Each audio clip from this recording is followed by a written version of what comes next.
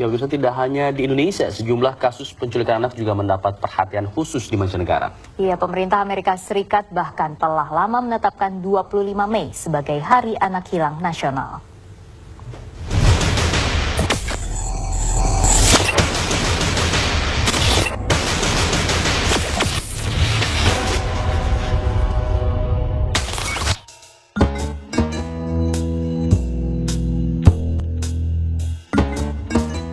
Tanggal 25 Mei bukanlah hari biasa bagi para orang tua di Amerika.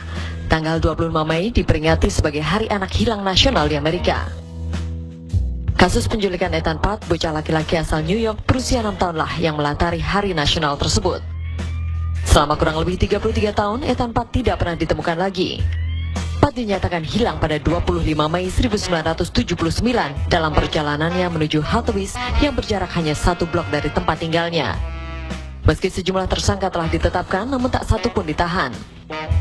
Gebrakan terjadi ketika kepolisian setempat secara tak terduga memutuskan untuk membuka kembali kasus Parr.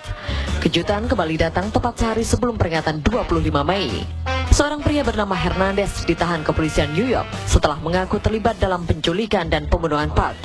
Ironisnya, saat kejadian itu, Hernandez tinggal tidak jauh dari lingkungan tempat tinggal Parr. Isu penculikan di Amerika Serikat ini kemudian mendapat perhatian khusus hingga pada tahun 1983, Presiden Ronald Reagan menetapkan 25 Mei sebagai Hari Anak Hilang Nasional. Kasus ini menjadi peringatan dini bagi para orang tua di Amerika untuk tidak membiarkan anak-anak mereka secara bebas di jalan tanpa pantauan orang dewasa. Tanggal 8 Desember 1963, anak Frank Sinatra, Sinatra Junior, dibawa segerombolan penculik pada usia 19 tahun.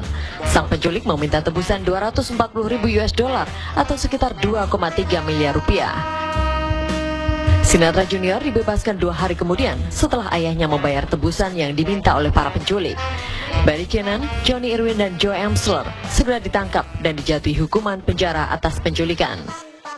Salah satu pelaku kemudian dinyatakan gila pada saat melakukan kejahatan sehingga tidak dikenai hukuman.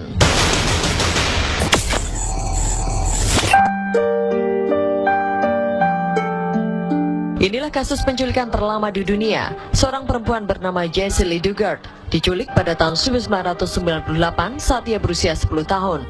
Pada tahun 2008 ia berhasil diselamatkan dari tangan penculiknya. Ia menjalani penculikan selama 18 tahun. Sebuah rentang waktu yang cukup lama untuk membongkar sebuah aksi penculikan. Pada kasus Jessie Lee Dugard, sang penculik Philip Garrido melakukan aksi penculikan ini saat Dugard berada di halte bus di dekat rumahnya Salt Lake Tahoe, California. Dugard dipaksa masuk ke dalam mobil lantas dibawa kabur. Teman-teman sekolah Dugard yang saat itu berada di halte tak bisa berbuat apa-apa. Menyadari anak tirinya diculik, Probin mengejar dengan sepeda. Tentu saja pengejarannya tidak berhasil. Sejak itulah Dugard menjalani hari-hari penculikannya yang mengenaskan. Dugard disekap dan diduga diperkosa hingga memiliki 2 orang anak hasil perkosaan. Polisi berhasil menangkap pelaku setelah melakukan penyelidikan berdasarkan informasi dari warga yang curiga atas gerak-gerik Garrido. Setelah diselidiki, terungkaplah identitas Dugard yang tak lain adalah korban penculikan 18 tahun silam.